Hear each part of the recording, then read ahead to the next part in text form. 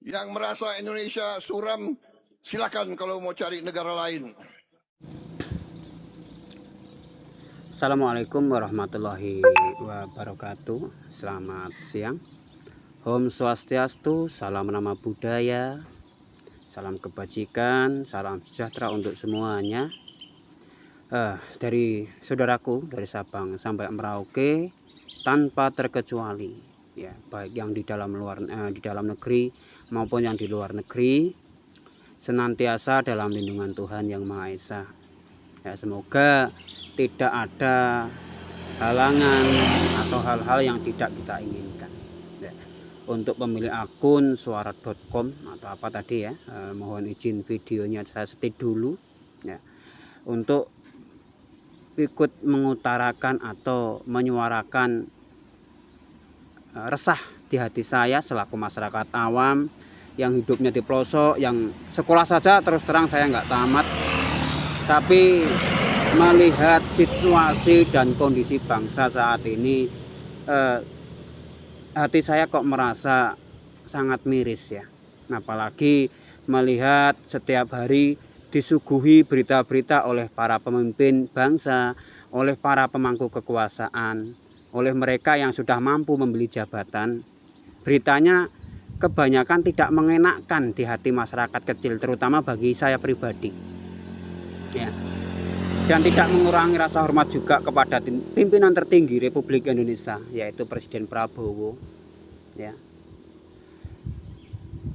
Pidato atau kalimat seorang pemimpin itu tidak begitu seharusnya ya.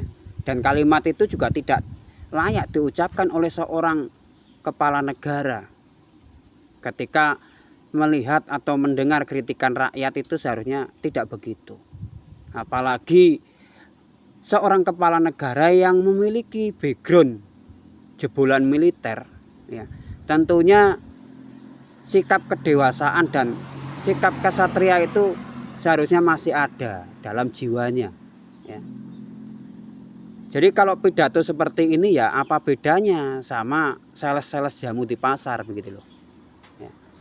Belum lagi ya, kemarin-kemarin juga ada video juga, pantaskah seorang presiden di podium mengucapkan kalimat endasmu?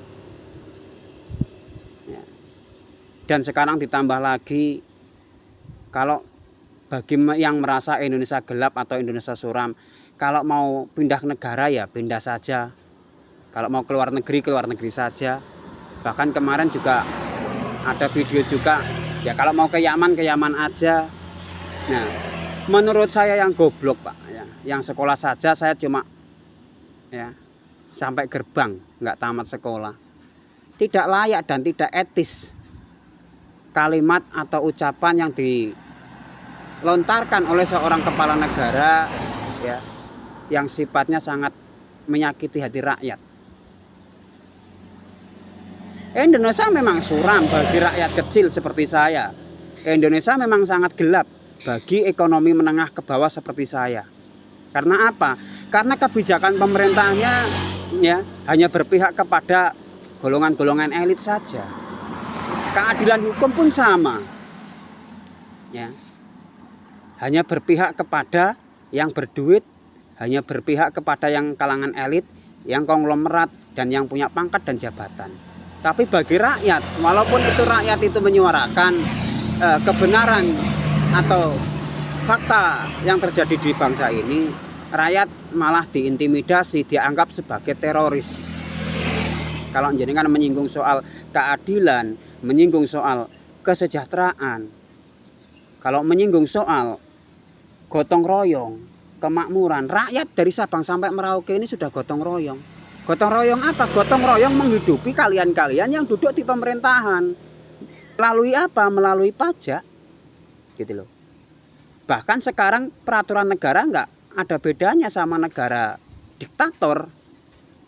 Rakyat dipaksa membayar pajak guna menutupi defisit anggaran, tapi setelah terkumpul dijarah oleh mereka-mereka yang duduk di pemerintahan. Sedangkan kekayaan alam ini nggak kehitung.